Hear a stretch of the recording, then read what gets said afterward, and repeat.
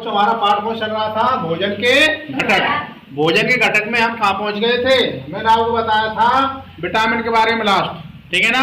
Vitamin A के बारे में बताया था। विटामिन ए की कमी से कौन सा रोग होता है? रतौंधी रोग। कौन सा रोग? रतौंधी रोग। विटामिन बी1 की कमी से होता है तुम्हारा बेरी रोग। कौन सा रोग? बेरी रोग। विटामिन सी की कमी से होता है तुम्हारा स्कर्वी रोग। कौन सा रोग? स्कर्वी रोग। और विटामिन डी की कमी से कौन सा रोग होता है तुम्हारा? रिकेट्स रोग। कौन सा रोग? रिकेट्स रोग। इसके बाद हम पढ़ेंगे तुम्हारी आगे की चीजें, ठीक है भाई। देखो, हमारा शरीर सूर्य के प्रकाश की उपस्थिति में विटामिन डी बनाता है। हमारा जो शरीर है ना, सूर्य से प्रकाश की किरणें आती हैं। क्या आती हैं? प्रकाश किरणें। उस प्रकाश किरणों में या सूर्य के प्रकाश की उपस्थिति में हमारा शरीर क्या बनाता है? विटामिन डी बनाता है। क्या बनाता है? विटामिन डी बनाता है। अगला पॉइंट बात करेंगे खनिज लवण।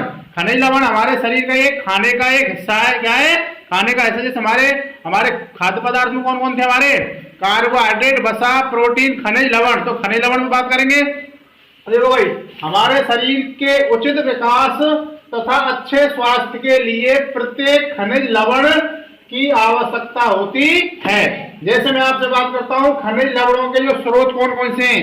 हमारे खनिज लवणों के स्रोत है आयोडीन, अदरक, और जहाँ पे जैसे तुम्हारे फसल वगैरह नहीं होती वहां पर केकड़ा वगैरह खाते हैं लोग, ठीक है ना। उस बात की बात हम आगे करेंगे। देखो, तुम्हारे केरल हो गया, कर्नाटक हो गया, जहाँ पे क्या समुद्री इलाके है ना, वहां पे क्या है कि फसल तो होती नहीं है, तो क्या खाते हैं लोग? केकड़ा खाते हैं। केकड़ा खाने से क्या होता है? उनको खनिज लवणों की पूर्ति होती है।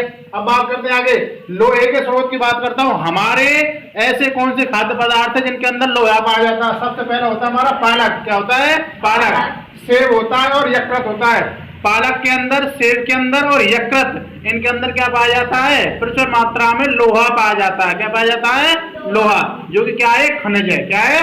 खनिज। अब बात करते हैं आगे कैल्शियम। कैल्शियम के स्रोत की बात करता हूं आपसे मैं। तो कैल्शियम का जो स्रोत है हमारा वो होता है प्रचुर मात्रा में दूध, अंडा। दूध से और अंडे से हमें क्या मिलता है? कैल्शियम मिलता है प्रचुर मात्रा में। अब बात करते हैं आगे रुक्षांश। रुक्षांश का मतलब होता है कि जो हमारे पेट में बिना पचा हुआ भोजन रह जाता है ना, उसको बाहर निकालने के लिए रुक्षांश क्या करते हैं? हमारी सहायता करते हैं उस अपशिष्ट पदार्थ को बाहर निकालने के लिए। जैसे मैं आपसे बात करता हूँ, हमारे शरीर को आहारी रेशे कहते हैं रुक्षांश को। किसको कहते हैं? रुक्षांश को। आहारी रेशों तथा जल की भी आवश्यकता होती है। आहारी रेशों का दूसरा नाम ही क्या होता है? तुम्हारा रुक्षांश होता है। या फिर रुक्षांश का दूसरा नाम क्या होता है? आहारी रेशे होते हैं। इनकी भी हमारे शरीर को आवश्यकता होती है। अब देखो, रुक्षांश के स्रोत की मैं बात करता हूँ। आपके साबुत खाद्यान्न का मतलब होता है जैसे तुम अपने चना निगरा दें, चना क्या हो जाए? अंकुरित हो जाए। आप दाल गला दें मूंग की, वो अंकुरित हो जाए। तो साबुत खाद्यान्न खाने से हमारे क्या होते हैं? रुक्षांश या आहारी रेशों की पूर्ति होती है।